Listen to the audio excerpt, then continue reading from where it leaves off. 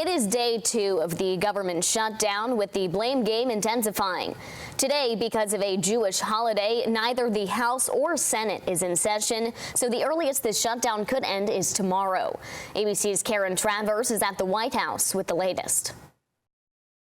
With no signs of the government shutdown ending anytime soon, this morning Republicans placing blame squarely on Democrats. Well, welcome everybody to day 2 of the Democrat shutdown. President Trump meeting today with his budget director to determine which agencies he recommends be cut, either temporarily or permanently. The president also blaming Democrats on the conservative One America News Network. Well, there could be firings, and that's their fault. The Trump administration warns it could start that unprecedented step of firing federal workers as soon as today. ABC's Mary Bruce pressing the vice president yesterday. So why does the president want to fire some workers and not just furlough them? Why is this shutdown any different? Well, first of all, we haven't made any final decisions about what we're going to do with certain workers. What we're saying is that we might have to take extraordinary steps, especially the longer this goes on. Democrats demanding Republicans reverse massive cuts to Medicaid and extend expiring Obamacare subsidies so health care premiums don't rise for millions of Americans next year.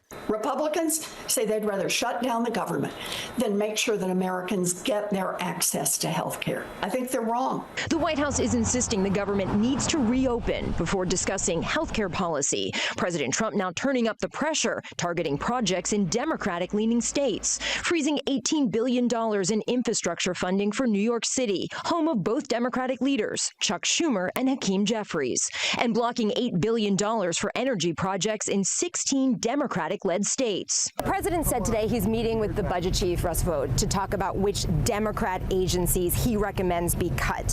What agencies are on the table for that conversation? We're going to look at agencies that don't align with the administration's values, that we feel are a waste of the taxpayer dollar. There are more than 750,000 federal workers furloughed around the country.